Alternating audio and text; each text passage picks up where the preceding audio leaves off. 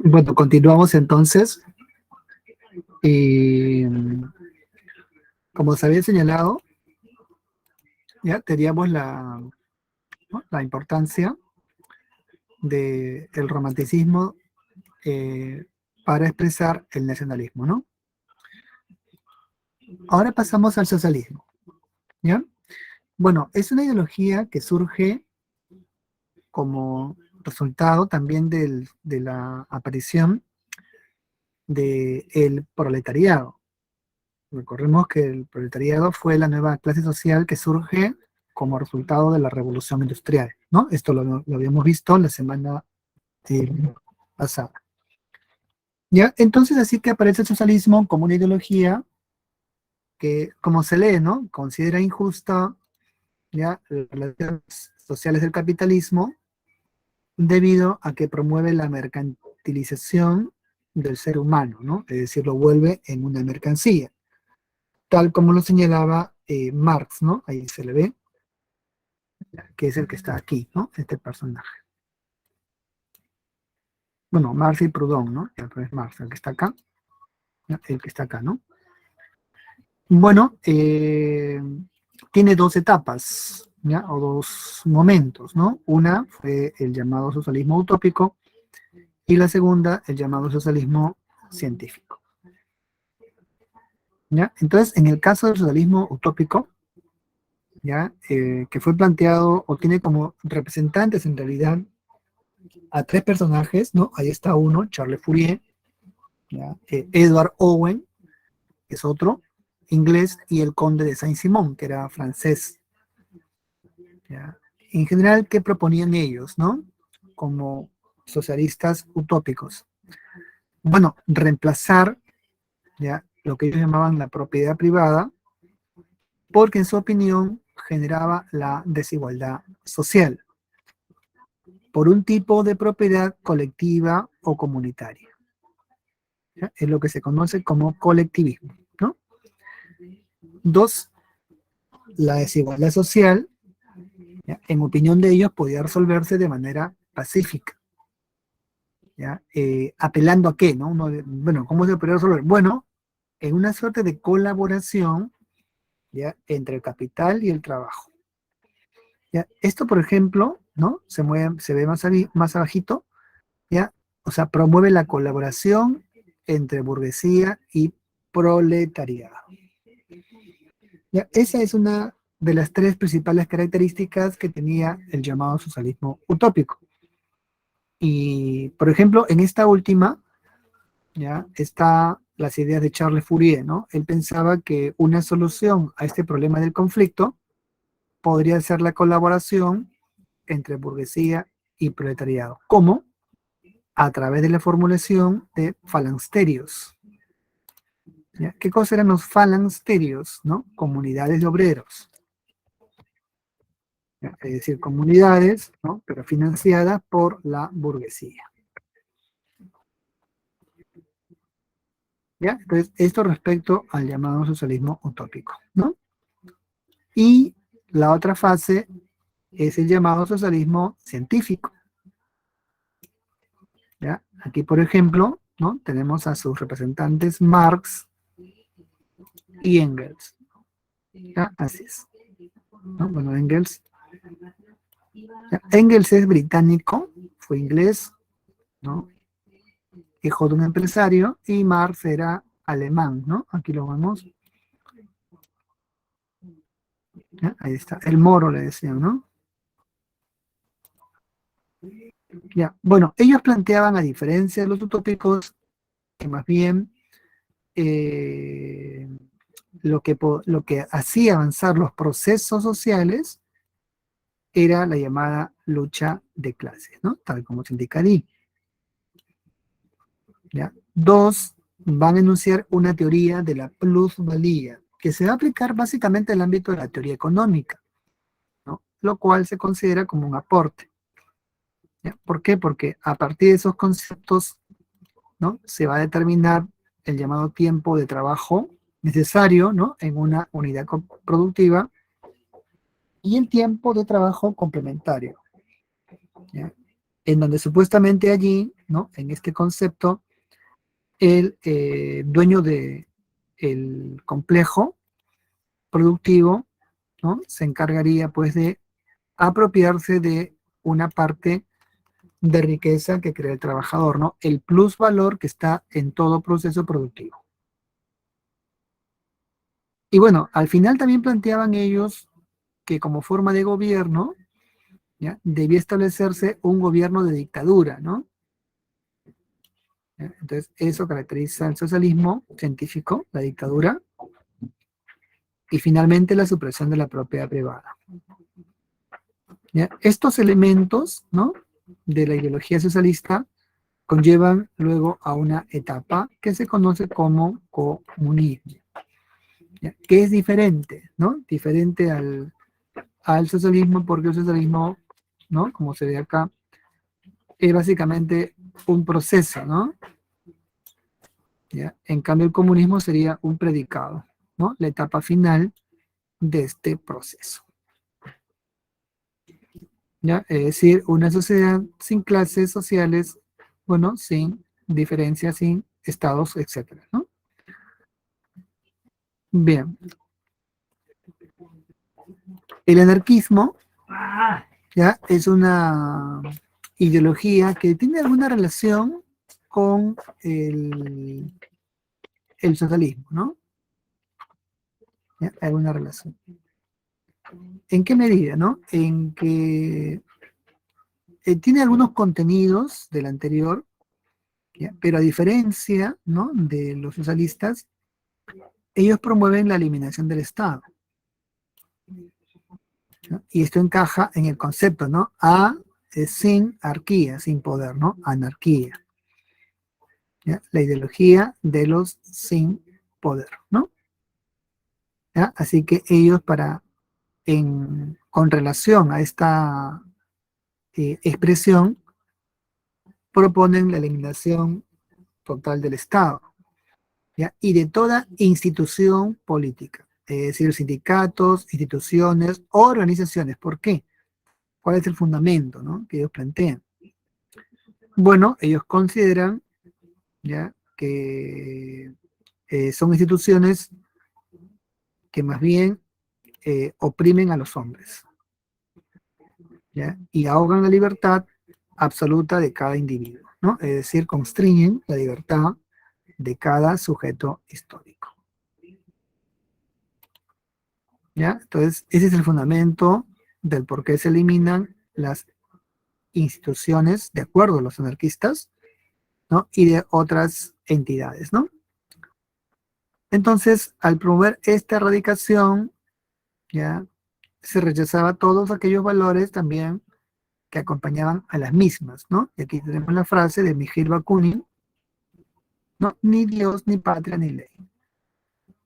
¿Ya? Entonces, aquí está el representante, ¿no? Que es Mikhail Bakunin. Pero en realidad, si hablamos de la historia del anarquismo, podemos señalar que hay dos etapas, ¿ya? El origen, ¿no? Recuerden que el origen tiene relación también con Marx, porque el padre del anarquismo va a ser Pierre-Joseph Proudhon, un francés, ¿ya? Que tuvo un debate con Marx, ¿no? Ambos debatieron, ¿ya? Y se criticaron mutuamente, pero más Marx a Proudhon, ¿ya? Pierre-Joseph Proudhon, ¿ya? Lo voy a escribir mejor, él es el padre del anarquismo, ¿no? Entonces el padre tendría que ser Proudhon, Pierre, ¿no? De ser Pedro en francés, Joseph, de Joseph, ¿no? José, Proudhon, ¿no? Así.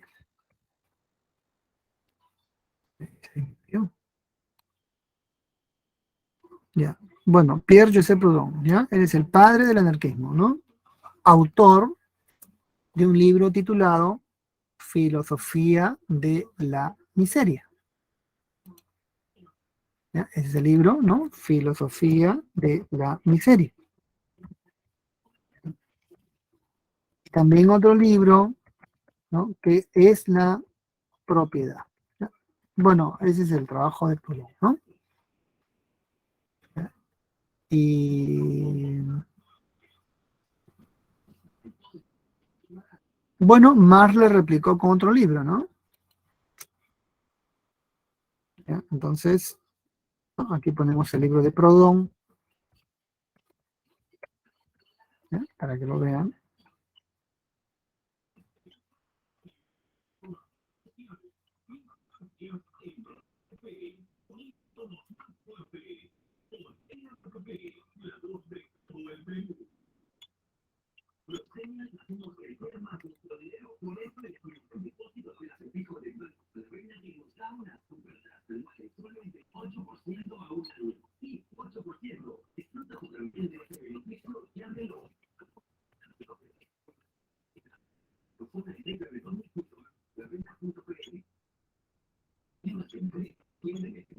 Bueno, ya ustedes lo googlean.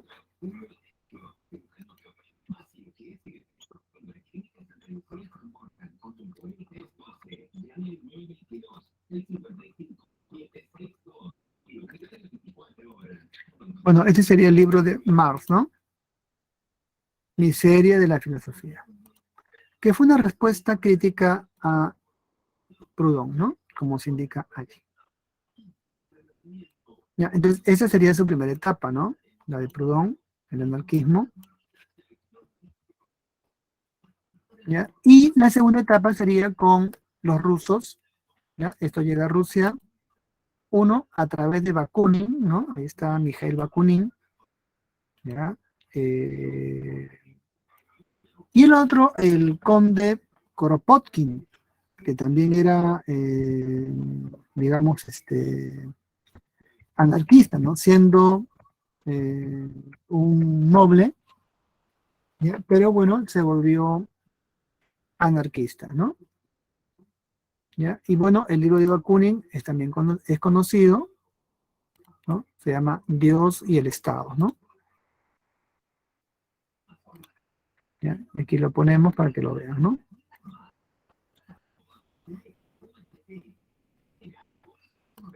¿Ya? Bueno, acá Marx, ya saben que Marx escribió El Capital, ¿no? Bueno, pero aquí ponemos este librito que tiene relación con el anarquismo, y acá a Bakunin, que escribió Dios y el Estado.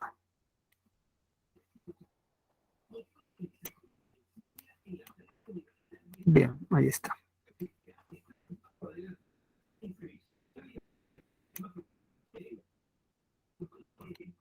Bueno, esto sería a las ideologías políticas del siglo XIX. Ahora pasamos a las últimas revoluciones burguesas del siglo XIX, ¿ya? Las llamadas revoluciones liberales, ¿no? Y podemos señalar que son tres, ¿ah? La del 20, del 30 y del 48. ¿Ya? Bueno, la del 20 había empezado en España, ¿no? Digamos que no tuvo un resultado como los que estamos viendo ahora, pero igual se convierte en uno de sus principales antecedentes. Pero en general, ¿qué se puede decir de la, digamos, de las revoluciones burguesas de estos años, ¿no? Bueno, como pueden ver allí, ya es un proceso por el cual, ¿no?, las burguesías europeas buscan recuperar el poder, ¿no? Basado en los principios del liberalismo y en oposición al conservadurismo, ¿no? ¿Por qué?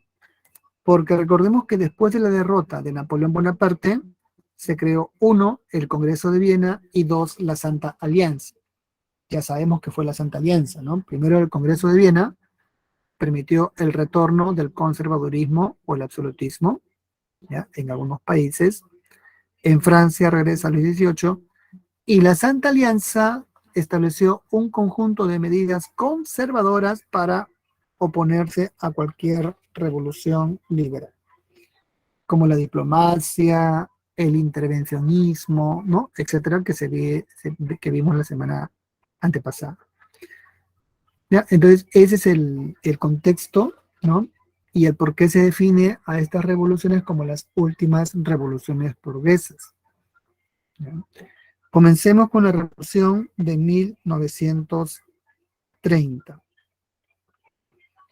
Bueno, esta es una revolución que tiene como principal motivación ¿ya? La censura de la opinión pública, ¿ya? Esto se dio por el rey Carlos X a través de las ordenanzas de San Cloud, ¿ya?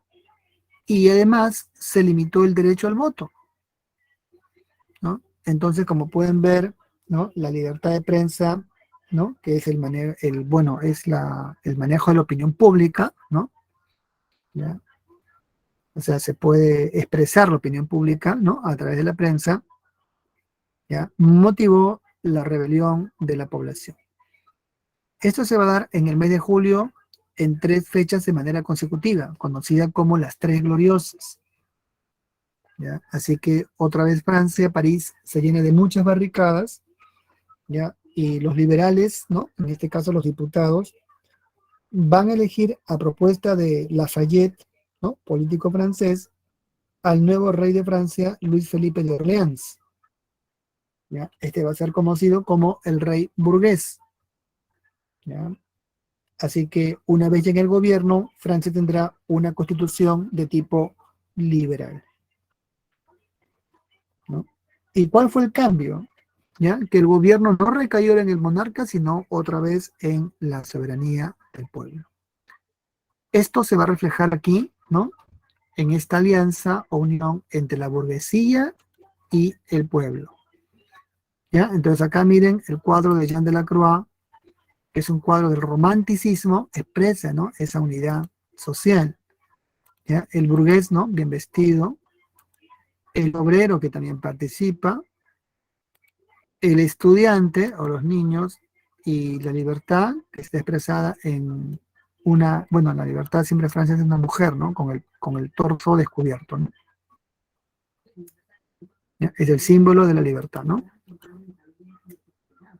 Bueno, así que el resultado va a ser la caída de Carlos X y el establecimiento de Luis Felipe de Orleans. ¿Esta revolución tuvo repercusión? Sí.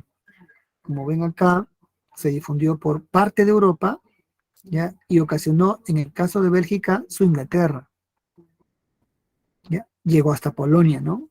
Como podemos ver acá, ¿ya? Entonces fue la primera señal, ¿no? De alarma, ¿ya? O de respuesta que dio la burguesía frente a la Santa Alianza, que como institución buscaba difundir una ideología conservadora.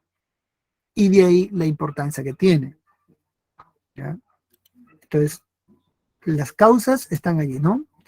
Limitación del derecho al voto y 2, la censura en la prensa, ¿no? La libertad de opinión. Por eso que es importante, en este caso, esta revolución del año 30. Veamos la del 48, ¿no? Esta revolución se conoce más bien, ¿no? La diferencia es que la del 30 es las Tres Gloriosas, aquí se conoce como Primavera de los Pueblos, porque como verán aquí, ¿no? En la imagen, ¿ya? Esta revolución tuvo un alcance mucho mayor, ¿ya? Estamos hablando, ¿no? De que se difunde por, bueno, parte de Europa, ¿ya? Como pueden ver, llega a Italia, ¿no? Llega al Imperio Austrohúngaro, ¿ya? Así que hay una gran afectación, ¿no? Bueno, entonces, ¿cuáles son las causas que motivan este proceso? ¿Ya? Bueno, aparte de las crisis económicas que hay ahí, ¿no? Esto se refleja en la crisis de las patatas, ¿no? Que era el alimento básico del pueblo, ¿ya?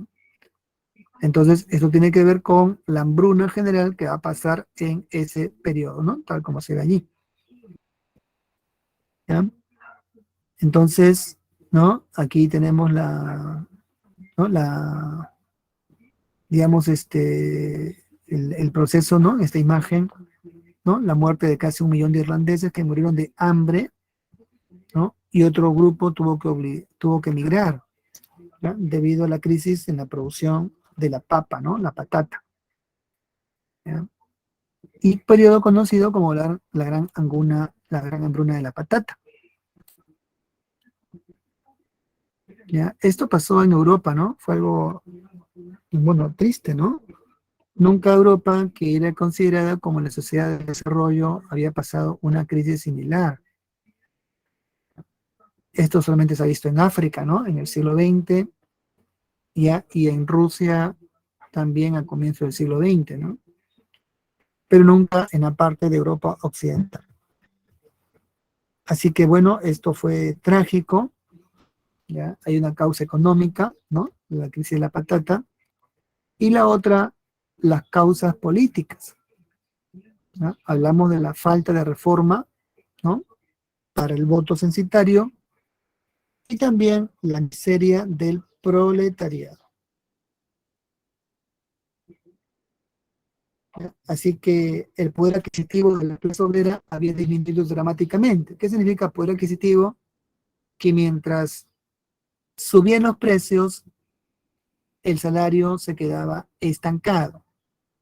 Y esto generó pues hambrunas terribles, ¿no? Bueno, ¿cuál fue el detonante de todo este proceso? La prohibición de los llamados banquetes públicos. ¿Qué cosa eran estos banquetes públicos? Reuniones políticas de la burguesía.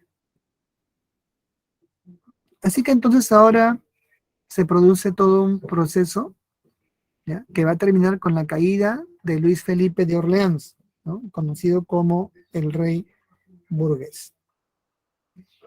¿Ya? Y esta revolución, como primavera de los pueblos, se convierte en una oleada gigantesca que invade toda Europa. ¿Ya? ¿Y esto por qué en toda Europa? Porque, bueno, en toda Europa habían aparecido pues proletarios, no, no solamente en Inglaterra, también pasaba en Francia y en otros países, así que la pobreza y la miseria estaban por doquier, ¿no? El movimiento obrero se inicia, ¿ya? Y bueno, al final cae el gobierno, ¿no? De Luis Felipe de Orleans. ¿Ya? Recuerden que este rey había favorecido el gobierno de la clase alta, ¿no? Como vemos acá, ¿ya? Los banqueros e industriales, ¿no? Obviamente, ¿ya? Así que se produce esa caída, ¿no? Bueno, se forma un gobierno provisional, ¿ya? Este gobierno lo dirigió un historiador llamado Louis Lamartine, y luego el gobierno cayó o fue reemplazado por Luis Bonaparte, que va a ser elegido presidente de la Segunda República Francesa. Entonces acá lo ponemos, ¿no? Él es presidente de la Segunda República. Él es sobrino de Napoleón Bonaparte, justamente, ¿no? El primer Napoleón. ¿Cuáles son las consecuencias de este proceso? Uno, la caída de la monarquía de Luis Felipe. Dos, se establece la Segunda República.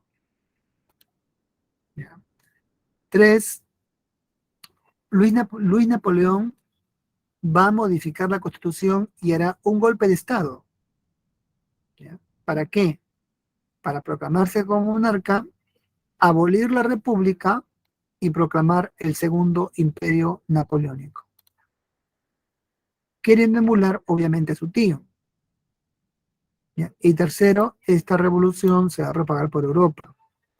Tendrá algunas consecuencias políticas, como la caída del gabinete Metternich en el Imperio Austriaco. Bien, ¿ya? Entonces aquí pueden ver el mapa también de la extensión de este proceso, ¿no? ¿Ya? Esta es Europa, ¿ya? Antes, ¿no? De la unificación alemana. Miren la Confederación Germánica, ¿ya? Está dividida en varios estados, ¿no? Entre ellos el estado prusiano, que era el más fuerte de todos, ¿no? ¿Ya? Y el resto es parte de la Confederación, ¿no? ¿Ya? Sin embargo, luego Francia, ¿no? El segundo imperio de Napoleón, se va a enfrentar al reino de Prusia, que era más pequeño, como vemos acá, ¿ya? El cual estaba dirigido por su rey Guillermo I y el famoso canciller de hierro, conocido como Otto von Bismarck. ¿Ya? Con estos gobernantes, Francia va a sufrir una derrota catastrófica, conocida como Guerra Franco-Prusiana. ¿Por qué es importante saber de esta guerra? Porque tiene relación con la Primera Guerra Mundial. Austria o Francia será derrotada y perderá los territorios de Alsacia y Lorena. ¿Ya? Alemania se las va a arrebatar y va a generar en Francia un revanchismo fuerte para recuperar dichos territorios. Esto se va a lograr con la Primera Guerra Mundial, ¿no? Bien, entonces ahí está. Ahora veamos la Segunda Revolución Industrial. ¿Ya? Es la gran transformación que va a sufrir Europa durante el siglo XIX. ¿Ya? Hay nuevas fuentes de energía, como se ve allí, ¿no? La electricidad y el petróleo.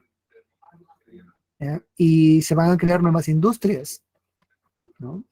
¿Ya? Se va a expandir el mercado mecanizado, ¿no? El trabajo mecanizado. ¿Ya? Y va a haber una guerra ya de potencias que va a entrar a la época del imperio, ¿no? Por el control de dichos mercados. Y también para obtener materias primas. Ejemplo, ¿no? Las guerras del opio. Inglaterra le hará guerra a China para obligar a los chinos a consumir el opio, una droga muy peligrosa de esa época. Obviamente que China, que era ya un país muy débil en esta época, ¿ya? Va a ser derrotada y millones, ¿no? Van a ser obligados por este imperio británico a consumir el opio. Saldrán de ese estado de adicción con su revolución nacionalista, que lo veremos ya al final de las clases, ¿no? En la llamada Revolución China. ¿Ya? Otro, la guerra de los Boers, ¿ya? Una guerra que se produce en África entre Inglaterra, ¿no? Inglaterra es la mayor potencia mundial en esta época, ¿ya? Y busca apoderarse de los mercados de Sudáfrica, ¿no? La región del Transvaal que estaba en manos de los neerlandeses migrantes allí. Entonces encaja en el concepto. ¿Ya? Aquí tenemos a Thomas Alva Edison y por supuesto también tenemos nuevas fuentes de energía, ¿no? Y también nuevos inventos. ¿Cuáles son las características? Desarrollo científico y tecnológico en las industrias. ¿Ya? Ejemplo, la luz eléctrica, ¿no? El uso de la corriente eléctrica, ¿ya? Nuevos inventos, ¿no? Pues tenemos a Tomás Alva Edison, ¿no? ¿Ya? Tenemos a Nicolás Tesla, ¿no? Tenemos a Michael Faraday, ¿no? El dínamo, ¿ya? Roberto Koch, Luis Pasteur, ¿no? Alejandro Volta, ¿ya? O sea, tenemos una enorme cantidad de científicos, ¿no? Que van a aplicarlo al ámbito de la industria y a la tecnología militar. Dos, hegemonía tecnológica económica de Estados Unidos y Alemania, desplazando a Inglaterra. La tecnología se descentraliza. ¿Ya? Llega a América, ¿no? Estados Unidos se desarrolla con su capitalismo y lo mismo en Alemania. También en Japón, ¿no? Japón experimenta un desarrollo también industrial, donde lo veremos ya como actor principal en la Primera Guerra Mundial. ¿Ya? Y también se creó un sistema científico para organizar el trabajo. El Taylorismo, que es la disciplina laboral dentro del complejo de trabajo, y el Fordismo, que es la automatización del proceso, como se indica acá.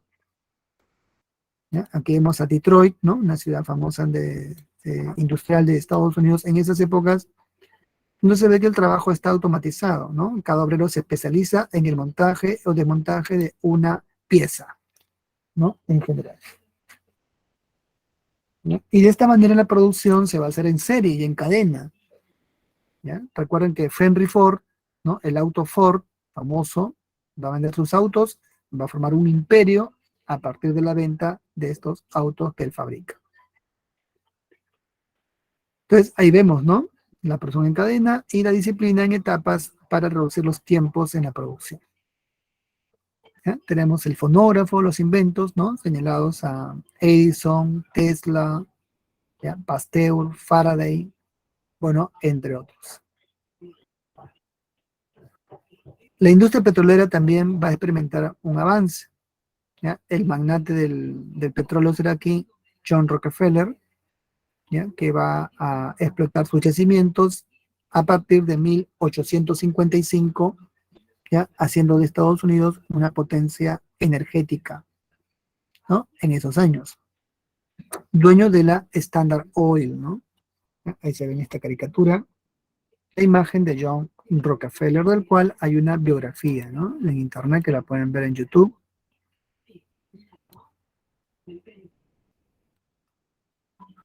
¿Ya? Y la creación de nuevas industrias, la farmacéutica, ¿ya? Destacando el laboratorio Bayer en Alemania, y las vacunas de Jenner, el acero, ¿no?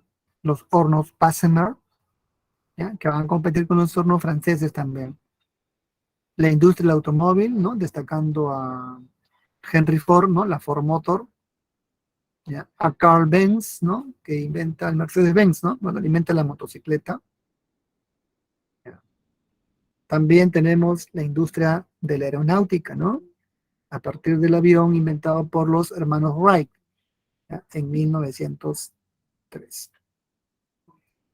Bueno, las consecuencias, ¿ya? Debido a esta sobreproducción, ¿ya? Hay una crisis económica en Estados Unidos en 1873. ¿Ya? Surgen los monopolios industriales que concentran fábricas y empresas como los Cartes, Holding y Tuts, y también el capital financiero, ¿no? El capital bancario adquiere mucha fuerza. ¿Por qué? Porque ahora se requiere mucho dinero para hacer obras de inversión, ¿ya? Los capitalistas, así se les llama, requieren capital justamente que está en los bancos para invertirlas en sus industrias, ¿ya? Al crecer la economía, crece la población. Así que hay una sobrepoblación en Europa y van a ir a migrar hacia América, ¿no? O hacia Asia y a otras regiones. ¿Ya? Esto se ve en el Perú, por ejemplo, cuando llegan los migrantes alemanes y holandeses, ¿no? En el siglo XIX. También tenemos una sobreproducción y búsqueda de mercados coloniales. Esta última parte tiene que ver con el nacimiento del imperialismo. ¿Ya? ¿Qué es el imperialismo? La dominación política y económica de un estado industrial sobre otro menos desarrollado, ¿ya? El cual alcanzó su apogeo durante la segunda revolución industrial. Quizá el mejor ejemplo sea esta caricatura del reparto de China, ¿no? Miren, aquí están todas las potencias, ¿no? El oso ruso, el león inglés, ¿no? Este es China, el dragón chino, ¿ya? El tigre japonés, ¿no? El gallo francés, el águila norteamericana, ¿no? El águila imperial alemana, ¿ya? Aquí tenemos a los turcos, ¿no? O austriacos, no, estos son los turcos, y esto, el pato acá, el austriaco, ¿no? Los anades, ¿no? Ahí dice Austria. ¿Ya? Entonces cada uno tiene su tajada de la pobre China, ¿no? Recuerden que China estaba, bueno, los ingleses la habían drogado con el opio, ¿no? Entonces estaba pues inerme, ¿no? ¿Ya? Entonces eso fue el imperialismo, ¿no? Y van a hacer guerras para apropiarse de estos territorios o de sus riquezas. Ya les comenté en el caso de China y en el caso de Sudáfrica, las guerras de los Boers. ¿Ya? También en América, Estados Unidos va a iniciar una política de tipo imperial con el gobierno de Teddy Roosevelt, ¿no? Como se le ve acá. ¿Ya? Su intención, apropiarse de la zona comercial del Caribe, ¿no? Ahí está la flota, se ve esta caricatura. Va a invadir Panamá, recuerden, ¿no? En esos años. ¿Ya? Bueno, características neocolonialismo. ¿Ya? Es decir, ellos invaden, pero también invaden con sus capitales. ¿Ya? Prestan dinero y generan deudas. Si no paga, lo invaden, obviamente, ¿no?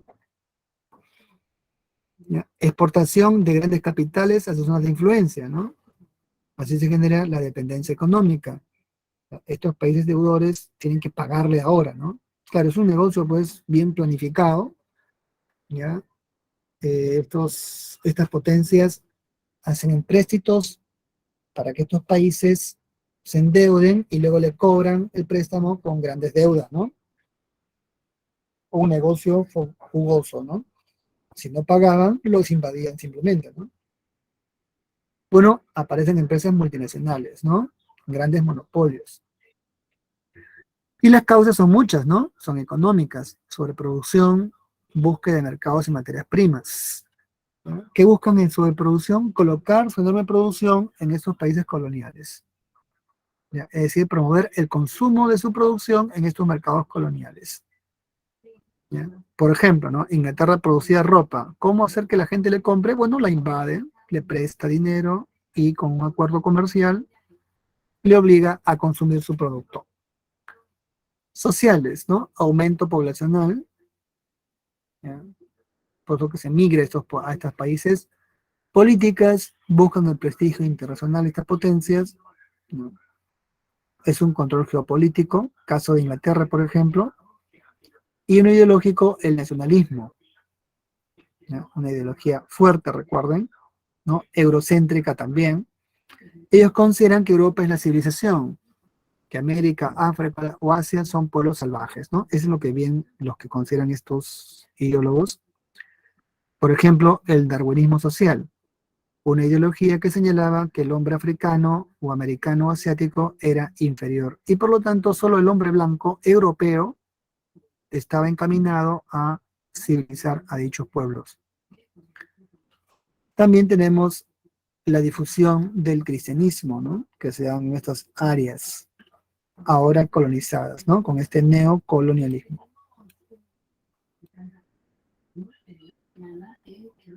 Tal como está acá.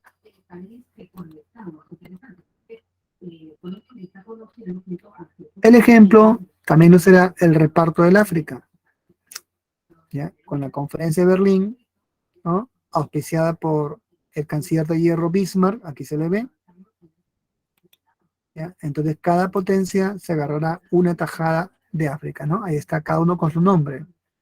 Egipto para Inglaterra, ¿ya? Argelia para Francia, Camerún para Alemania, el Congo para Bélgica, Sudáfrica para los ingleses, y así, ¿no? Portugal, Sudáfrica portuguesa, ¿ya? Italia, Libia, España, bueno, lo que va a ser Marruecos, ¿no? Etcétera. Y aquí están las colonias, ¿no? Las grandes potencias son Inglaterra, Francia, bueno, Alemania, todos son en realidad, pero aquí tenemos algunos de ellos. Camerún tiene Alemania y las Islas Marianas en el Pacífico. Y acá una caricatura sobre China, ¿no? Así le caracterizaban a China porque no podía hacer nada los chinos. Hoy son una potencia, ¿no? No olvidan esa historia terrible. Y acá vemos estas imágenes, ¿no? Que los europeos lo tenían bien claro, ¿no? Para ellos son los civilizados, ahí se ve acá, miren, ¿no? Con el traje blanco. Y los negros africanos son los salvajes, ¿no? Los bárbaros, que deben ser sujetados, ¿no? Bueno, la historia del colonialismo es negra, bueno, es terrible, ¿ya? Es la historia más terrible que ha tenido Europa, de la cual hoy se avergüenza, obviamente, ¿no? Pero en fin, ¿ya? Llevaban a los africanos como, para exhibirlos como monos en jaulas, ¿no? Eso es bien conocido. Pero en fin, así era, ¿no? Bueno, ahora pasamos a la Primera Guerra Mundial. ¿Ya? Todas estas potencias imperiales se enfrentan en la Primera Guerra Mundial por los mercados. ¿Ya? Así que es un conflicto bélico, ¿no? Entre países europeos e imperios por el control de colonias y mercados. ¿Ya? Esa es la causa, ¿no? También de la guerra. ¿Ya? Entonces, esa fue la guerra mundial, el control de los mercados, ¿no? La Segunda Guerra Mundial también, ¿no? ¿Ya? Nuevas áreas de influencia, ¿no? En fin, ¿ya? Nuevas zonas de control, ¿no? De capital, bueno, etcétera. ¿Ya? Ahí están la formación de los bloques militares, la Triple Alianza, ¿no? Con Alemania, Austria-Hungría, más tarde el Imperio Otomano y Bulgaria, y la Triple Entente primero con Francia, Gran Bretaña y Rusia, y luego Japón, Italia y Estados Unidos. Bueno, ¿cuáles son las causas? la pugna entre estos países industriales, Inglaterra contra Alemania, por ejemplo. ¿Ya? La disputa del acero entre Francia y Alemania. Dos, el problema balcánico. ¿Ya? Recuerden, aquí en los Balcanes, ¿no? Entre Serbia y Austria hay problemas, ¿ya? Que llevan atentados. ¿Ya? Y lo mismo Turquía, ¿no? En esta región, que va a perder la Primera Guerra Balcánica, por ejemplo. ¿Ya? Antes de la Guerra Mundial hay la Primera y Segunda Guerra Balcánica, ¿no? La primera fue desfavorable contra Turquía. Y tercero, el nacionalismo exaltado. Estos países buscan defender sus fronteras y entre ellos Serbia, como se ve allí, que busca resistir el ataque de los austrohúngaros. Veamos el antecedente, ¿no? La paz armada, ¿ya? Que es una carga armamentista, y la pugna por los Balcanes con la Primera y Segunda Guerra Balcánica. ¿Cuál fue el pretexto? El asesinato del archiduque y su esposa, ¿no? Francisco Fernando, ¿ya? Heredero de la corona austrohúngara, ¿no? Esto fue en Sarajevo, en julio de 1914. Veamos el proceso, ¿no? Guerra de movimientos y guerra de posiciones. Así es el proceso. Guerra de movimientos, guerra de posiciones, guerra submarina, intervención de Estados Unidos y finalmente derrota de Alemania. Se da en cada frente. ¿Ya? Entonces, en el frente occidental, Alemania invadió Bélgica y Francia, ¿no? El plan Schlieffen, así se llamó, pero fue derrotada en la batalla del Marne. ¿Ya? Y bueno, aquí vemos el uniforme, ¿no? Ante esa derrota, Alemania que utiliza gases venenosos, pero no va a poder forzar las trincheras, ¿no? Con esta derrota se inicia la guerra de trincheras o guerra de posiciones. ¿Ya? Veamos el frente oriental. Alemania invade Rusia, lagos masurianos y Tannenberg, ¿no? Rusia primero invadió Alemania, pero fue derrotada en estas batallas. ¿Ya? Y luego la Revolución Rusa saca a Rusia de la guerra, ¿no? Del zarismo se pasa al régimen bolchevique. Y firma con Alemania la paz de Brest-Litovsk. En la guerra de posiciones tenemos la guerra de trincheras, famosa, batalla de Verdún, batalla del Somme, ¿ya? Donde los resultados no van a ser aún decididos. Alemania, ante el detenimiento de la guerra en el frente, inicia la guerra submarina que acerca a Estados Unidos a los aliados. Uno, por el hundimiento de Lusitania, y segundo, por el telegrama de Zimmermann, ¿no? ¿Qué significa ese telegrama? Bueno, Alemania le ofrece a México que México declare la guerra a Estados Unidos. Obviamente ese fue un error, porque los norteamericanos se enteraron del telegrama y declaran la guerra a Alemania. ¿Ya? Ahí está el mapa de las principales batallas de la guerra mundial, ¿no? Ahí está, los lagos masurianos, ¿no? Batalla de Verdún, Somme, Marne, etcétera, ¿no? Finalmente Rusia sale de la guerra, ¿ya? Firma con Alemania el Tratado de Brest-Litovsk, y bueno, esto se compensa con el ingreso de Estados Unidos. ¿Ya? Rusia se va del frente, ¿no? De la guerra, pero luego ingresa Estados Unidos. ¿Ya? Así que de esta manera el ingreso de Estados Unidos compensa, ¿no? El balance de la guerra. Bueno, finalmente, ¿no? En la segunda batalla del Marne, Alemania va a ser derrotada. Viendo que no hay posibilidad, va a pedir un armisticio en el pueblo de Compiègne. Alemania se rinde. ¿Ya? Y luego va a firmar el Tratado de Versalles. ¿Sí? Alemania reconoció su derrota. ¿Ya? ¿Y cuál fue el castigo que se le dio? Perdió todas sus colonias. ¿Ya? Además se le declaró culpable de la guerra, ¿no? Algo terrible. ¿Ya? Bueno, va a entregar Alsacia y Lorena a Francia y obligada a pagar una fuerte reparación de guerra. De acuerdo al tratado, sus fuerzas militares se redujeron a 100.000 efectivos. ¿Ya? Esta fue una humillación para Alemania, ¿no? Por eso que una consecuencia va a ser, por la firma del tratado, el nacimiento o el origen de movimientos nacionalistas contra ese tratado. ¿Ya? Eso también va a originar un fuerte revanchismo. ¿Por qué? Porque estos países se niegan a aceptar pagar las reparaciones. Italia estaba en la triple entente, ¿no? Pero había abandonado a Alemania y a Austria y se pasó al lado de los aliados. ¿Ya? A pesar de su victoria, va a entrar en una crisis.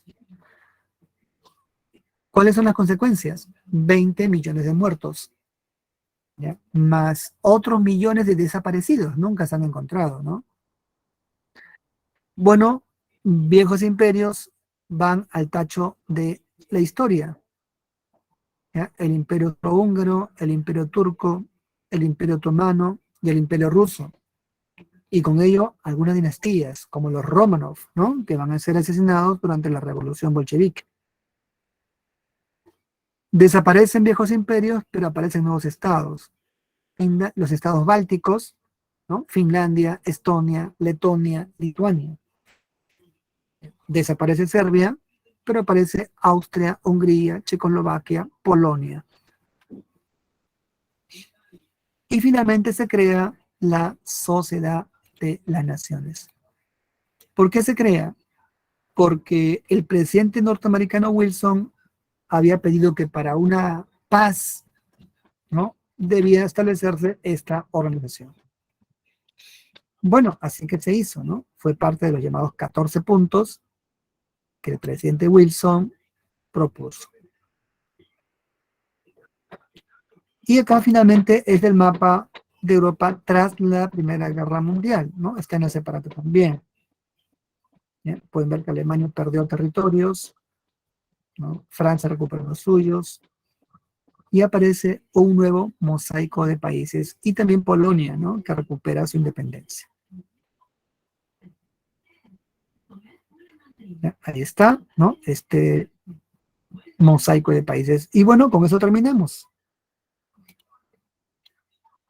¿Ya? Estas son las claves, ¿no? 1A, 2B, 3B, 4B, 5C.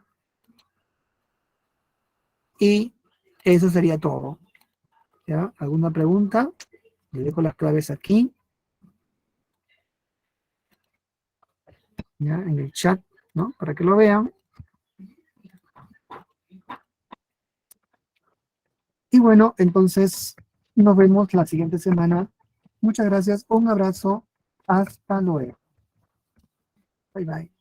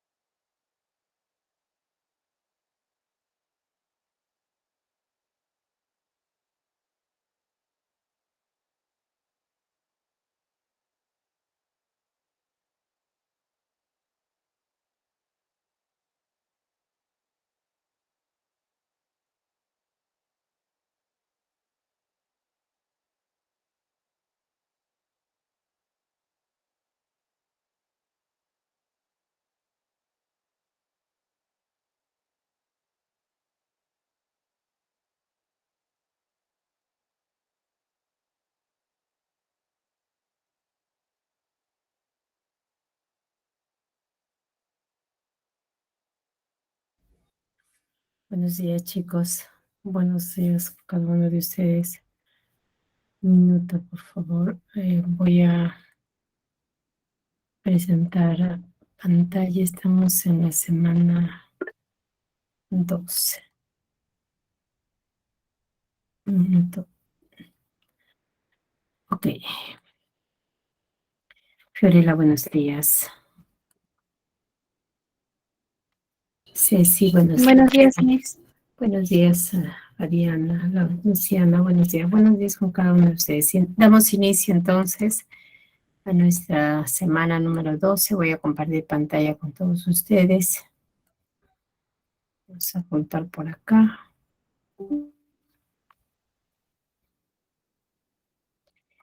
Y, a ver, un momentito. Sí, estamos compartiendo pantalla. Bien, en esta semana, continuando con lo que se viene desarrollando en el curso de aritmética, terminamos la construcción de los números hasta los números racionales.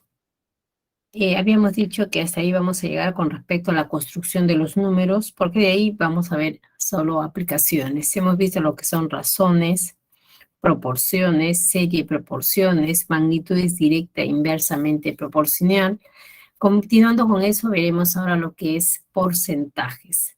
Entonces, en esta semana lo que vamos a desarrollar es el estudio de los porcentajes. ¿Qué es un porcentaje? Definiremos eso. Luego vamos a ver cómo aplicamos esto a los descuentos y aumentos sucesivos. Posteriormente veremos lo que son variaciones porcentuales para finalmente ver las aplicaciones al comercio, ¿no? Entonces, siempre hemos escuchado que estoy ganando un 20% de lo que invertí, o he perdido el 10% de lo que perdí, o me están cobrando por comprar una casa un 70% de su precio de costo, ¿no? Cantidades que siempre están en nuestro entorno. Entonces, veamos qué es el porcentaje. Dice el enunciado acá que el porcentaje es el resultado de aplicar el tanto por ciento a una determinada cantidad, ¿no? Entonces, el resultado de aplicar el tanto por ciento a una determinada cantidad. ¿Y qué es el tanto por ciento? Es decir, si dividimos una cantidad en 100 partes iguales y tomamos un número m de estas partes, nos estamos refiriendo al m por ciento. Y lo denotamos de esta manera. Entonces, el porcentaje es aplicar un tanto por ciento a una determinada cantidad. Imaginemos que yo tengo una cantidad,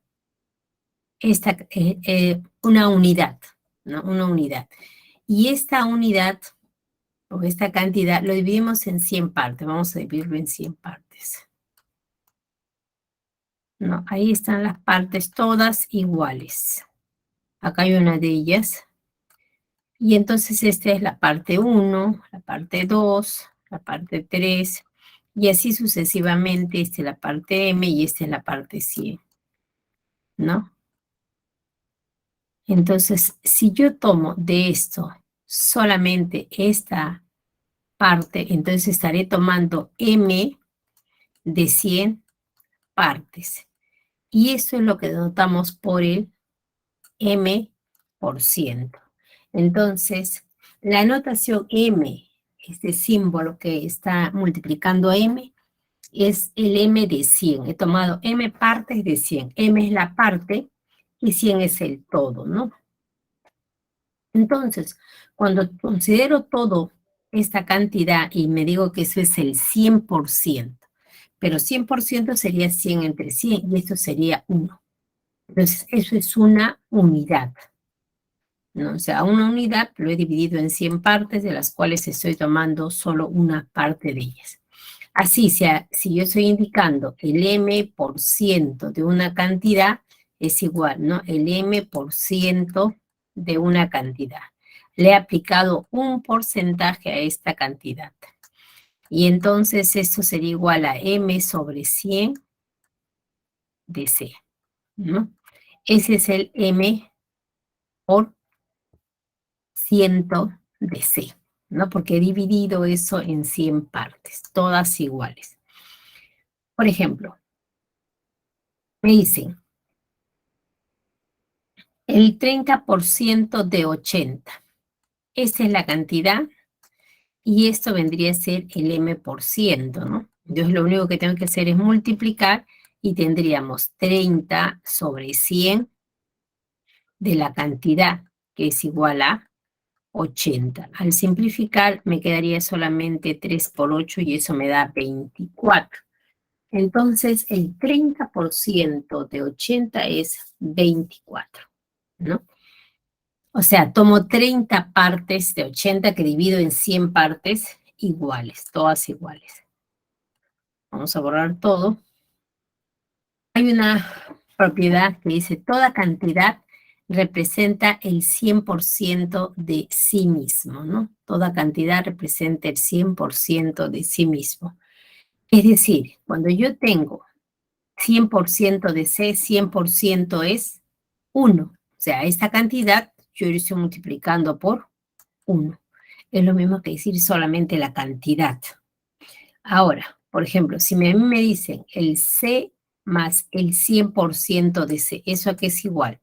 El C es igual al 100% de C más el 40% de C, esto me daría el 140% de C, ¿no? Entonces, esto lo considero como un 100%, ¿no? Eso siempre lo voy a considerar ahí un 100%.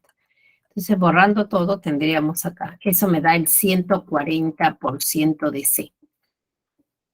Y si a mí me dicen C menos el 40% de C, entonces nuevamente acá yo tengo el 100% de C. Le quito el 40%, me queda el 60% de C. Siempre una cantidad representa su 100%.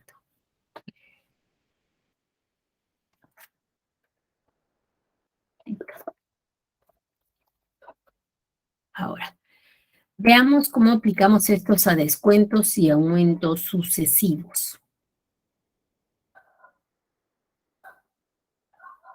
Bien, me preguntan, dice, ¿a qué descuento único equivalen dos descuentos sucesivos del 20% y 40%?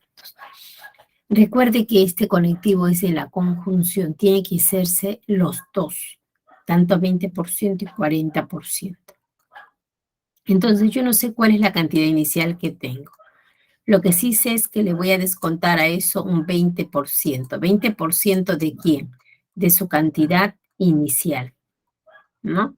Entonces, esto recuerde es el 100%. Le quito el 20%, entonces me quedaré con el 80% de la cantidad inicial en un primer descuento. Entonces borramos y tendríamos primero, si hago un descuento del 20%, me quedo con el 80% de la cantidad inicial. Ahora, como eso se tiene que hacer seguido, los dos, conjunción, esa es ahora la cantidad que tengo. Y usted le llama alfa. Y a ese alfa le va a descontar el 30% de quién?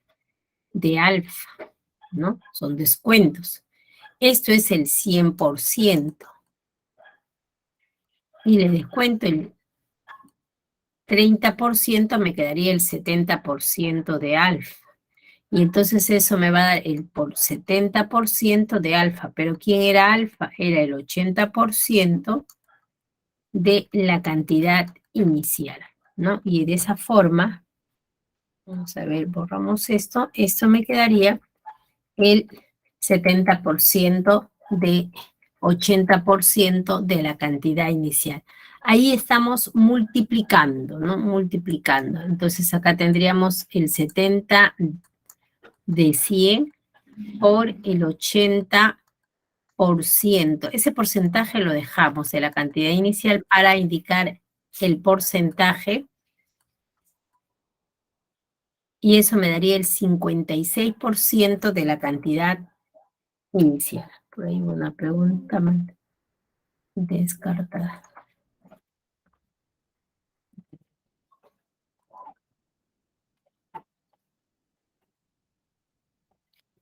A ver, ¿cómo sería el descuento y el aumento a la vez?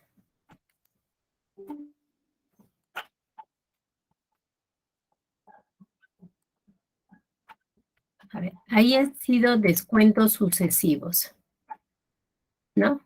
Entonces eso me daría el 56%. Entonces a la cantidad que yo tenía, le he hecho un descuento del 56% si descuento el 40% y tendría que pagar solamente el 44%. Si hay un descuento del 20% y un aumento del 20%, y acá sería, entonces tiene que indicarle, ¿no? Por ejemplo, vamos a ponerlo para que no sea la misma cantidad, voy a borrar todo. Si me dicen que hay un descuento del 20% y un aumento del 30%, entonces usted tiene que decir, si hay un descuento del 20%, entonces tengo una cantidad inicial. Si usted le descuenta el 20%, me quedaría el 80%. Ahora, esta es mi cantidad, la que yo tengo ahora es esto. Si usted quiere, le va a llamar alfa, ¿no? Entonces ahora a ese le va a hacer un descuento del 30%, le quito el 30%. Es el aumento, ahora le sumo. Ya no le quito, sino les tengo que sumar. En el descuento se resta, ¿no? Del 100% le quito el 20%, me quedo con el 80%. Pero en el aumento le sumo el 30%, y esto sería el 100%. Entonces esto me daría el 100%, ojo de alfa, 130% de alfa. ¿Y quién es alfa? Esto de acá. Entonces acá le pondríamos el 130%. No, acá hubo descuento y aumento. Veamos ahora, vamos a borrar esto. Acá solamente se ha hecho descuentos sucesivos, ¿no?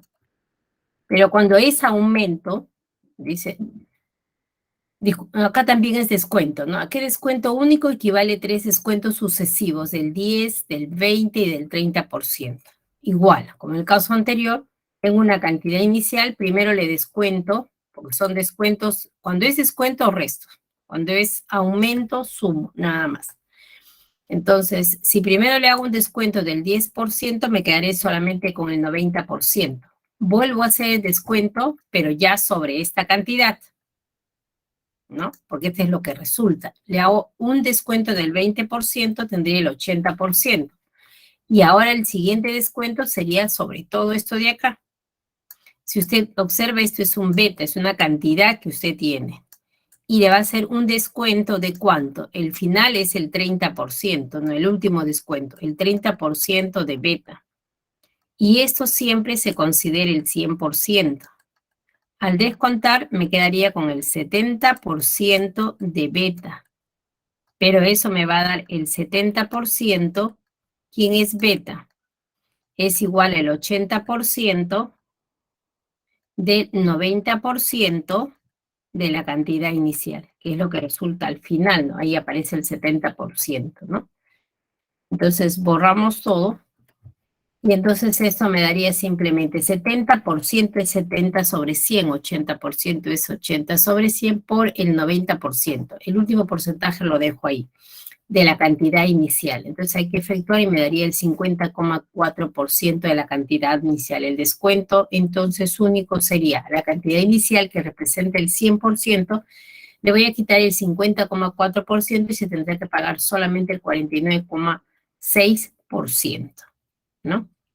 En el caso de los aumentos, por ejemplo, acá me dice, ¿a qué aumento único equivale 2 aumentos sucesivos? También a la vez, ¿no? 2 aumentos sucesivos. Entonces tendríamos el 20% y del 30%. Entonces yo tengo una cantidad inicial, usted le va a aumentar el 20%. ¿De quién? De la cantidad inicial. Estoy llamando a la cantidad inicial CI, pero puede haber llamado a otro valor. Entonces acá tengo un 100%. Y esto me daría ¿cuánto? Un 120% de la cantidad inicial. Acá agrego, sumo. En los otros casos he restado, ¿no? Entonces borrando esto, tendríamos en el primero, tendría el 120% de la cantidad inicial.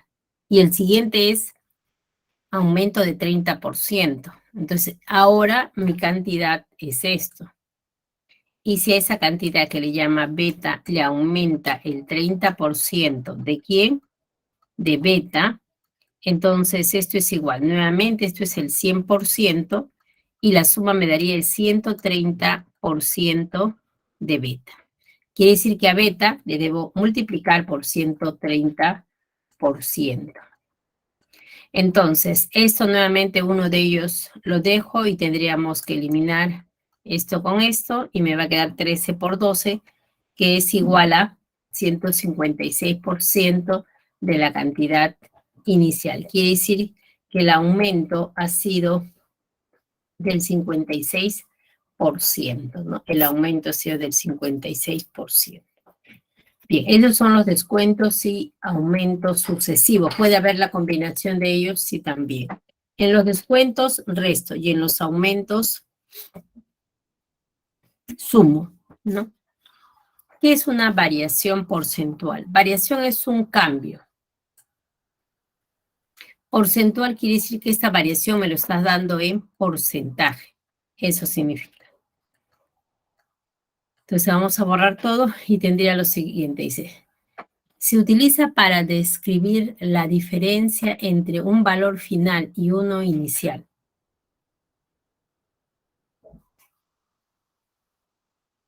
En términos de porcentaje con respecto al valor final, ¿no? Se va a utilizar cuando usted quiere explicar cuál es la diferencia entre un valor final que tiene y uno inicial. Quiero saber esa diferencia, ¿no? Con respecto al valor inicial, pero presentado en porcentaje. Se obtiene de la siguiente manera. Vamos a borrar entonces valor final menos valor inicial sobre valor inicial multiplicado por el 100%. Vamos a un ejemplo. Dice, si el precio de un artículo subió de 400 a 600 soles, ¿en qué porcentaje aumentó su precio? ¿No? Entonces usted tiene acá, ¿no? Si usted quiere hacer una regla de 3 simple, por ejemplo, diría acá 400 es un 100%, ¿no? O sea, vamos en porcentaje, ¿no? Entonces 600, ¿qué tanto por ciento es? Si es una regla de 3 simple, ¿no? Entonces igual a 600, si lo quiero dejar en porcentaje, ¿no? A ver, sobre 400. Entonces se me elimina, y acá tendríamos 2, 3, mitad 1, y acá tendríamos, entonces esto sería el 150%, ¿no? 3 por 5, por eso 150%. Entonces dice, si esto es igual al 150%, quiere decir que ha habido un aumento del 50%, ¿sí o no? El aumento ha sido del 50%. ¿Qué porcentaje aumentó? Utilizando esta fórmula, esto es mediante una regla de 3 simple. Entonces, el valor final sería igual a el valor porcentual, disculpe la variación porcentual, vamos a borrar todo esto para que no me genere confusión. Borramos todo y ponemos esta pluma que es más fácil de ver. Entonces,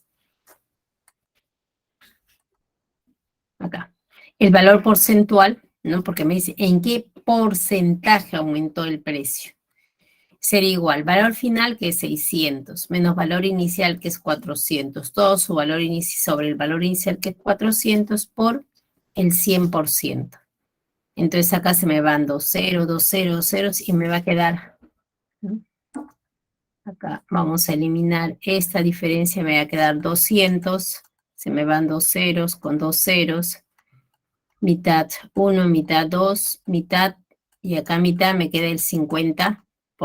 La variación fue del 50%, ¿no? Lo mismo, ¿no? La misma cantidad que inicialmente determinó. Entonces ahí yo veo cuál es la diferencia entre el valor final y el valor inicial, pero en porcentaje. Bien, por tanto, el precio aumentó en un 50%.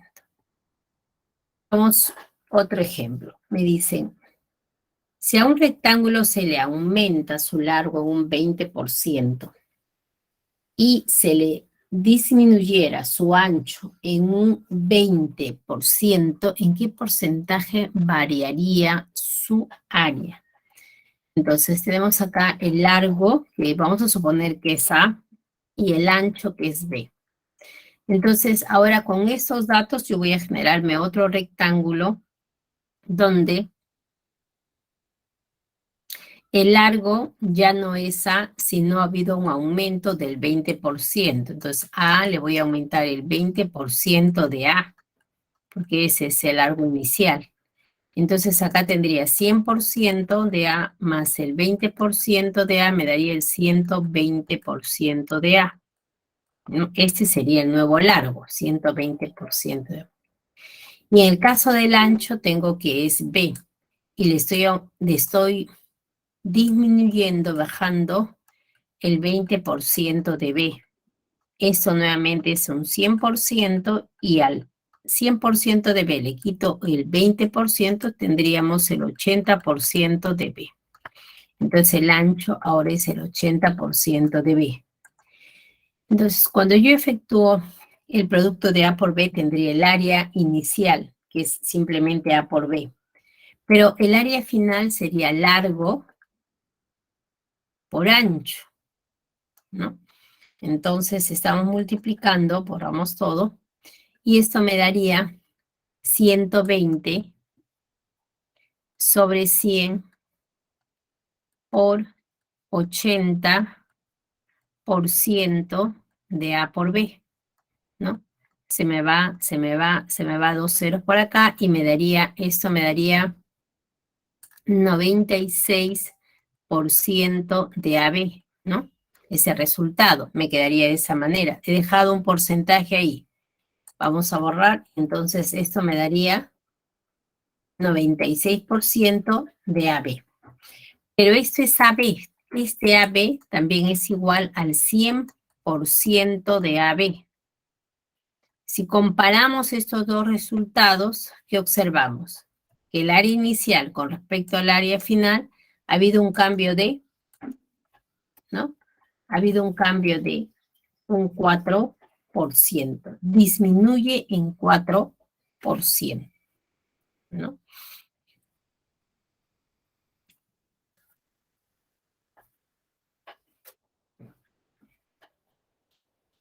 Bien, vamos a ver.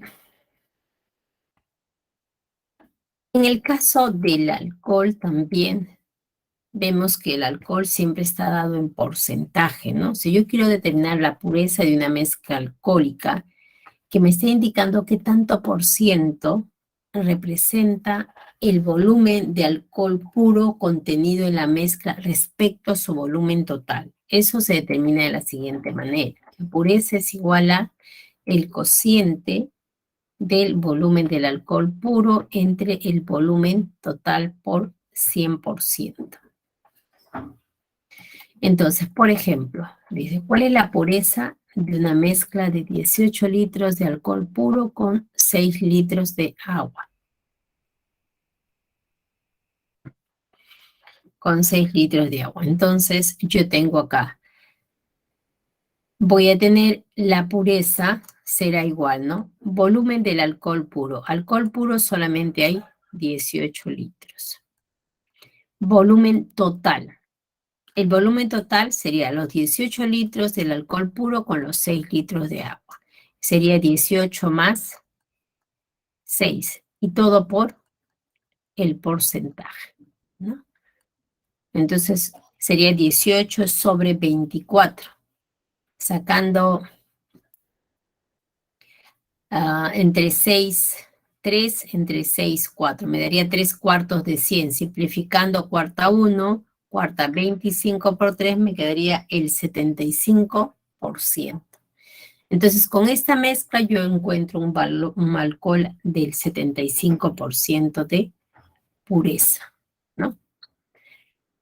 Bien, eso en el caso del alcohol. Recuerde que ahora en el tiempo de la pandemia se nos indicó que el alcohol del 75 grados era el más adecuado para combatir el problema de los virus, ¿no? De limpieza de las manos, ¿no? Siempre recomendaban alcohol de 75 grados, pues el alcohol de 100 grados se evapora muy rápido.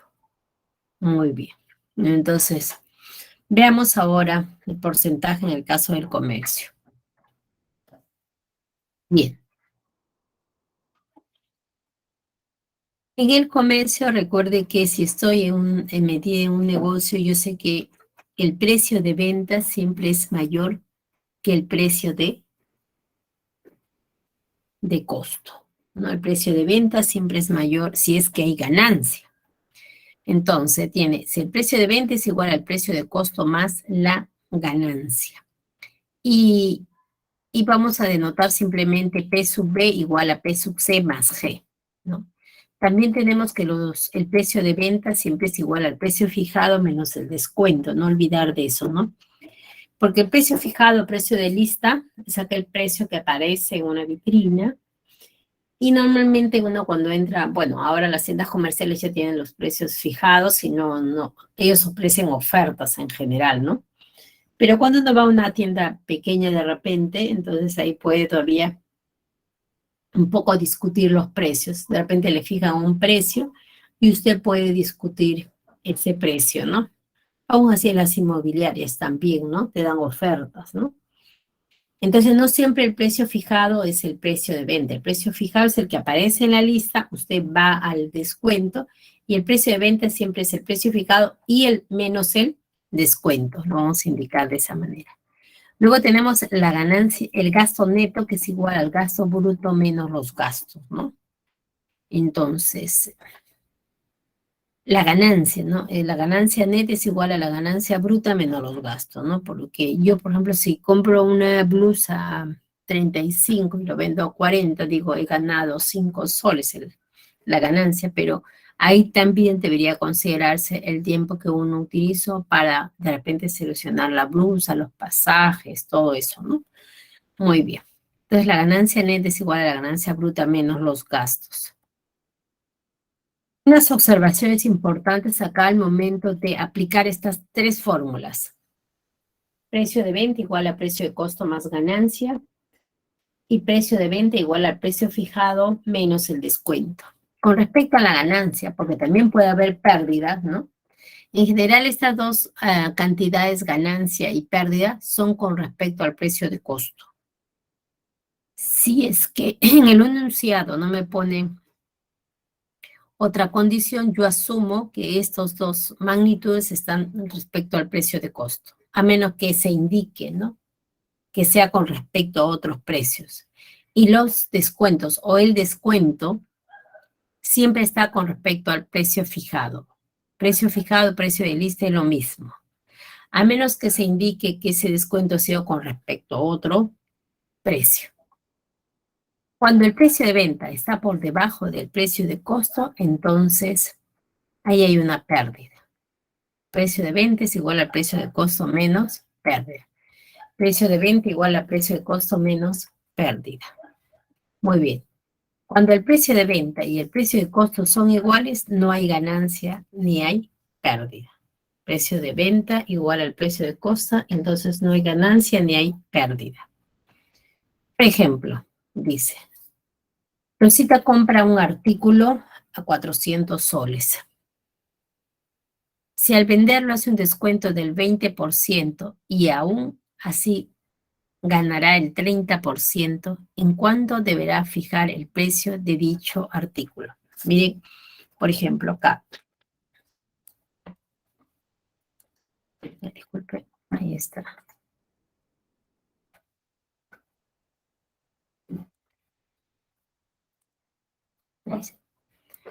Hace un descuento del 20%. Acá no me indican con respecto a qué se ha hecho ese descuento, pero yo asumo que el precio o el descuento se ha hecho con respecto al precio fijado, ¿no? Compro un artículo de 400 soles y al venderlo hará un descuento del 20%. Y aún así ganará el 30% también. La ganancia no me indica con respecto a qué es, pero yo asumo que esa ganancia es con respecto al precio de costo. Entonces, sabemos que el precio de venta dice en cuánto deberá fijar el precio de dicho artículo. Vamos a fijar su precio, ¿no? Bien, entonces sabemos que el precio de venta es igual al precio fijado menos el descuento. También sabemos que el precio de venta es igual al precio de costo más la ganancia. Entonces, tenemos acá, precio fijado no lo sé. Entonces, pero sí sé que es el descuento. El descuento ha sido del 20% sobre el precio fijado. El precio de venta es igual a precio fijado menos el 20% del precio fijado. Precio de costo, sí lo sé, la compra ha sido de 400 soles. Y la ganancia también lo sé, fue del 30% sobre el precio de costo, ¿no? La ganancia es el 30% del precio de costo. Muy bien, entonces acá tendríamos, en este caso, esto me quedaría el 80% porque esto es el 100%, y acá me quedaría el 130% porque acá yo tengo el 100%. Entonces tendríamos el 80% del precio fijado sería igual al 130% del precio de costo. Ahorramos todo. Entonces ahí podemos simplificar. Se me va ese porcentaje, se me va 0, 0, y tendría que el precio fijado es igual a 13 sobre 8 por el precio de costo que es igual a 400, ¿no? Ahí tengo ese resultado, reemplazo el valor de precio de costo que es 400 y entonces el precio fijado es igual a 650 nuevos soles. Entonces, siempre que aparece descuento, solamente descuento, estoy pensando que ese descuento es sobre el precio fijado. Y siempre que aparezca ganancia o pérdida, siempre sobre el precio de costo, salvo me indiquen con respecto a qué otros precios se está considerando estos descuentos. Bien, ahora sí estamos en condiciones de poder resolver los ejercicios que corresponden a esta semana número 12. Veamos. Por CyberDye, todos los productos a la venta de una tienda de suministro de accesorios de cómputo tienen un descuento del 20%. Si un mouse ergonómico tiene un precio regular de $20, ¿cuánto se pagará en dólares por la compra de 2 mouse?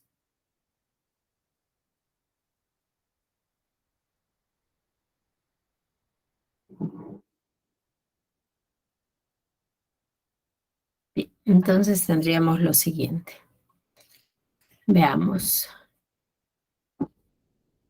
Acá me dicen que tiene un descuento del 20%. El descuento siempre es sobre el precio fijado. Los descuentos sobre el sobreprecio. Entonces, el descuento es igual al 20% del precio fijado. ¿Cuál es el precio de venta de este mouse? El precio de venta o el precio fijado es de $20. Entonces, a partir de esto, tendríamos nosotros que el precio de venta, recuerde, es igual al precio fijado menos el descuento, ¿no? Ahora, si yo tengo este valor acá, reemplazo este precio fijado, que es 20, tendríamos el 20% del 20. Esto de acá es 2 ceros en el denominador, se simplifica y me daría $4. Ese descuento es de $4, ¿no? Ahora, tenemos que el precio de venta es igual al precio fijado menos el descuento. Se reemplaza el precio fijado, que es 20, menos $4. Eso me daría $16. Entonces, por 2 mouse se van a pagar 2 por 16, sería $32, ¿no? La alternativa estaría en la alternativa B. Siempre el precio o el descuento sobre el precio fijado y la ganancia sobre el precio de costo. Eso debo tener claro. Veamos el ejercicio 2. Dice, un comerciante pensaba vender un celular ganando el 42% del costo. Sin embargo, lo vendió ganando el 35% del precio de venta, ganando así 154 soles más. ¿Cuál fue el costo en soles de dicho celular?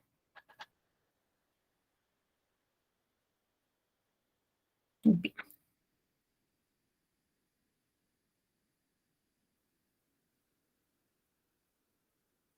Entonces, él dice, pensaba venderlo ganando el 42% del costo.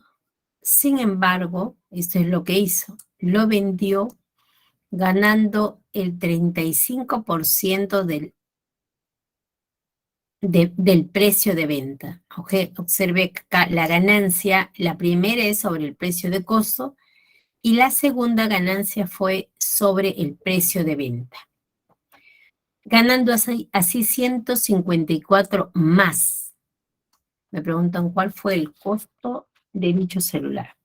Entonces acá hay dos sucesos. En el primer suceso es lo que él pensaba hacer, ¿no? Pensaba hacer eso. No sé cuál es el costo que tiene este celular. Y tampoco sé cuál es su precio de venta. No lo sé. Lo que sí sé que cuando él pensaba que su ganancia iba a ser el 42% del precio de costo, ¿no? Eso pensaba de eso.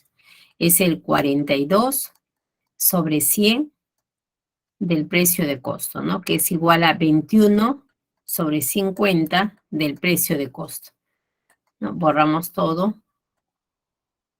Entonces es igual a 21 sobre 50 por el precio de costo. Pero ¿qué es lo que hizo eso? No sé el precio de venta, ¿no? ¿Qué es lo que hizo? Al momento de vender, dice, tu precio de costo de esto no ha cambiado, el precio de costo es el mismo, ¿no? Al momento de vender, dice, lo hizo ganando el 35% del precio de venta. Ahí está, 35% del precio de venta. Pero sabemos que el precio de venta siempre es igual a el precio de costo más la ganancia, ¿no? Entonces, precio de venta es igual al precio de costo más la ganancia. Pero en este caso, la ganancia ha sido el 35% del precio de venta. Esto lo ponemos por acá. Y entonces tendríamos que el precio de costo es igual a ganancia, que es el 35% del precio de venta. Borramos todo y entonces vamos a igualar esto con esto. Y tendríamos, esto viene acá a restar y tendríamos, esto es 100%, ¿no? 100% del precio de venta menos el 35% del precio de venta será igual al precio de costo. Esta diferencia me daría el 65% del precio de venta es igual al precio de costo. No, y de acá tendríamos que el precio de venta será igual. Esto es 35 sobre 100, entonces el 100 que está dividiendo pasa a multiplicar y 65 pasa a dividir del precio de costo. El precio de venta es igual al 100 sobre 65 del precio de costo, ¿no? Precio de venta es igual a 100 sobre 65. Vamos a simplificar. Dividimos entre 5 y dividimos entre 5 y me quedaría 13. Entonces, el precio de venta es igual a 20 sobre 13 del precio de costo. Entonces, borramos todo. Y recuerdo, precio de venta igual a 20 sobre 13 del precio de costo. Bien.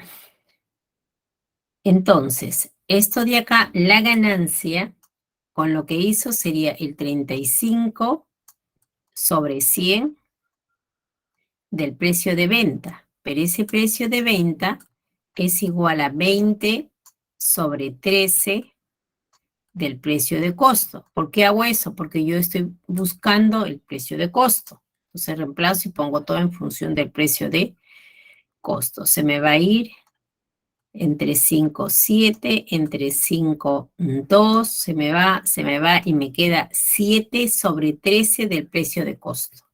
Entonces eso me queda 7 sobre 13 del precio de costo. La ganancia fue en el segundo en lo que hizo. Vamos a borrar todo. La ganancia acá en lo que pensó era esto. Pero él hizo esto. Y su ganancia es esta. Ahora dijo, como él ha hecho esto, lo que hizo, dice, él ha obtenido una ganancia de 154 soles más. 154 soles más. Eso significa que esa diferencia entre estos dos fue de 154. Entonces tendríamos que 7 sobre 13 del precio de costo menos 21 sobre 50 del precio de costo es igual a 154. Y con esto nosotros tendríamos, vamos a ver, borramos todo, una ecuación para determinar el precio de costo, ¿no?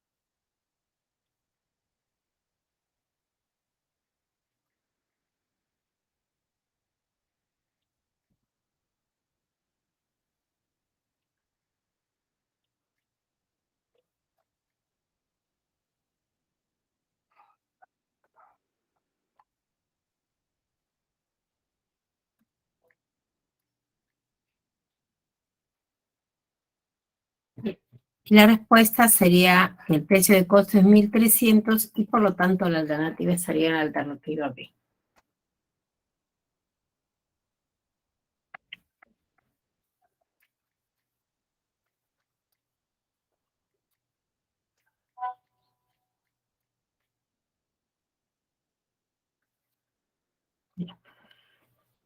Vamos a ver el ejercicio número 3.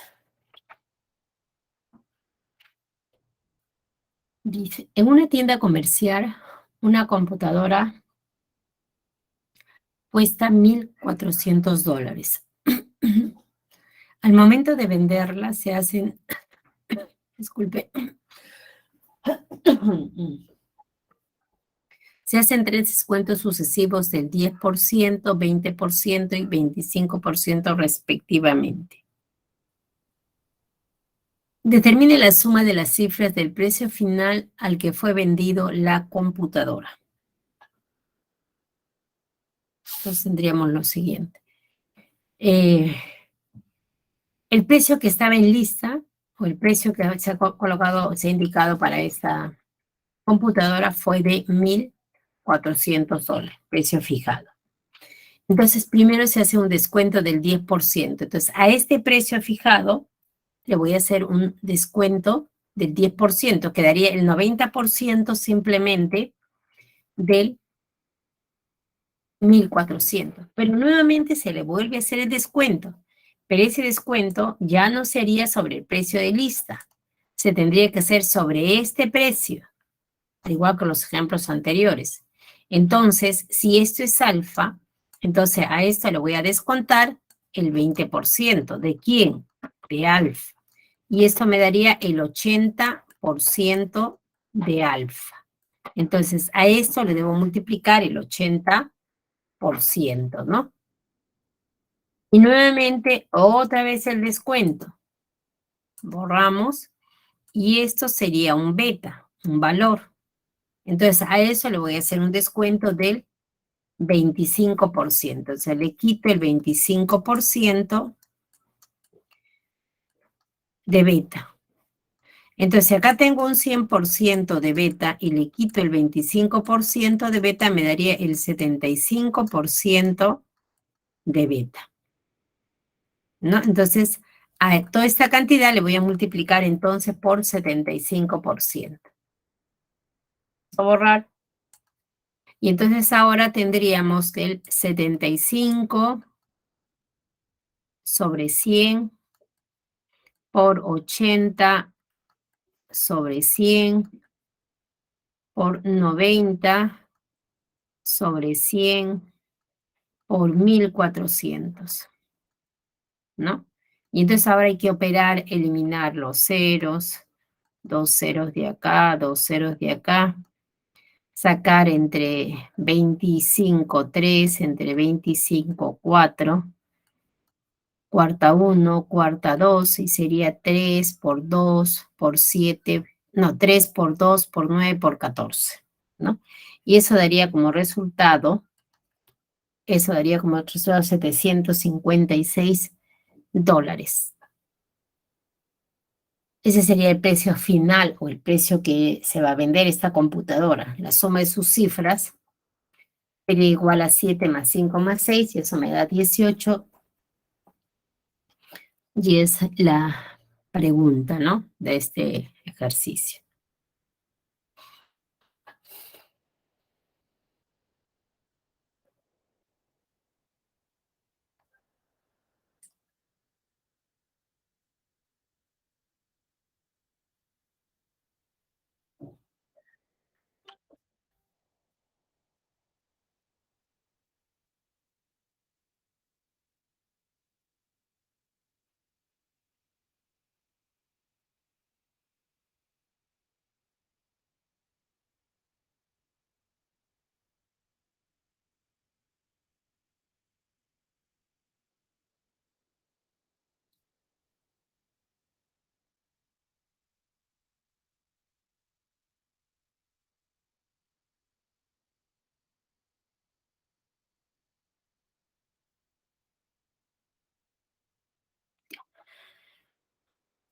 Vamos al ejercicio número 4.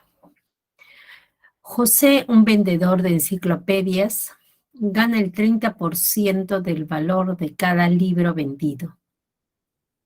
Debido a su gran desempeño en las ventas, la empresa decide aumentar dicha comisión en 20% para el mes siguiente, en el cual vendió 80 libros. Debido a problemas financieros, al mes siguiente, la comisión es reducida con el objetivo de mantener una buena comisión. José vendió 90 libros en dicho mes, logrando una comisión de 3.645 soles. Si el valor de venta de cada libro es de 150 soles, ¿en qué porcentaje disminuyó el valor porcentual de la comisión? Bien, en este caso José es un vendedor de libros y a él le dan una comisión por cada venta de estos libros, que me dicen que es de 150 soles, porque debido a que él es un gran vendedor, esa comisión del 30% le deciden aumentar el siguiente mes, dice, ¿no? Entonces ya no será solamente el 30%, sino el 20% del 30%, le indica, de dicha comisión. Aumentan, dice la empresa, decide aumentar dicha comisión en 20%. La comisión era 30%, le van a aumentar el 20% del 30%. Entonces, él en ese mes dice que él vendió 80 libros, pero luego al siguiente mes, al mes siguiente, dice, el mes siguiente, le reduce. No dicen cuánto le han reducido la comisión, pero sí me dicen que él decidió, para no perder lo que ya había recibido el mes pasado, que esté muy cerca, él decide aumentar sus ventas, pasa de 80 a 90 y logra una comisión de 3.645. No, me pregunta en qué porcentaje disminuyó ese valor de la comisión que le había planteado la empresa. Bien, entonces vamos a indicar acá lo que está sucediendo. Lo primero es que cada libro, cada enciclopedia que él vende es de 150 nuevos soles. No, ese es el precio de cada enciclopedia. 150 soles. Bien, entonces él en el mes siguiente tiene un aumento, ¿no? Un aumento del 20% más el siguiente mes por los libros vendidos. En este mes vamos a ver lo siguiente.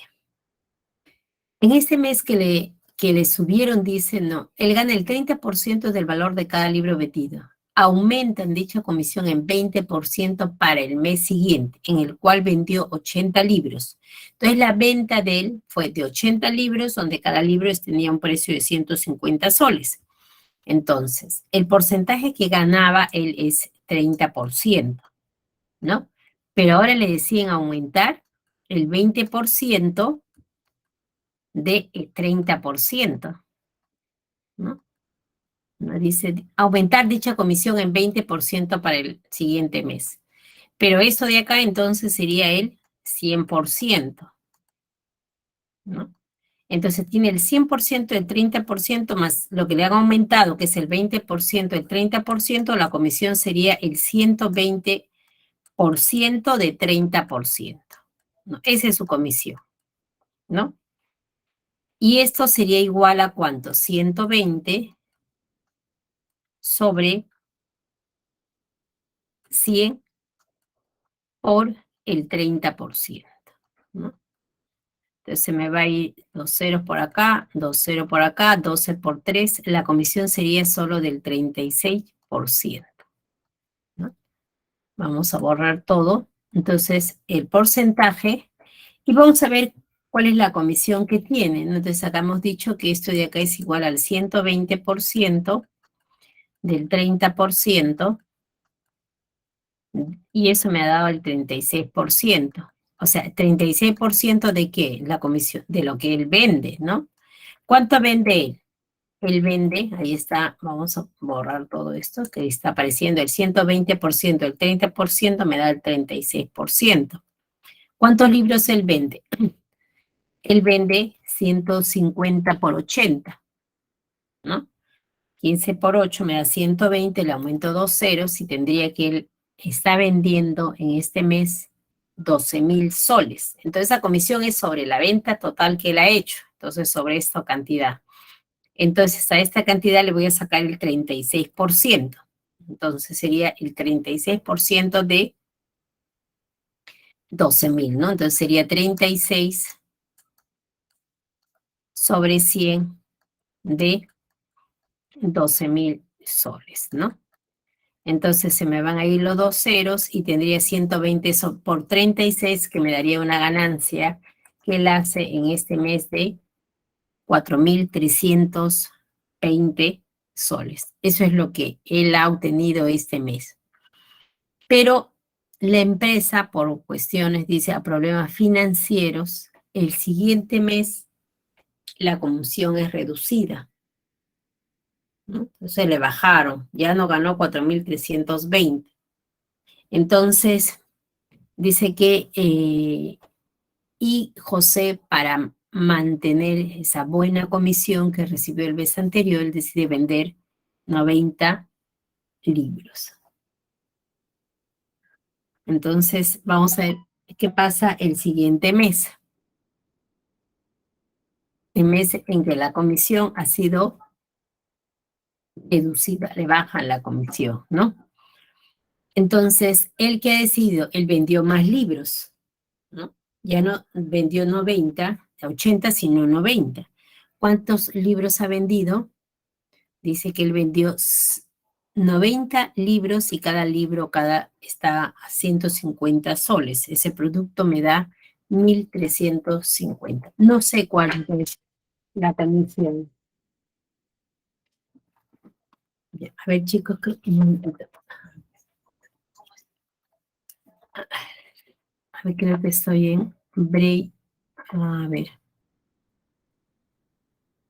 No, todavía no tenemos un minuto. Vamos a, disculpen, ya se contesta, no vamos a un break. Ok, voy a cambiar de color.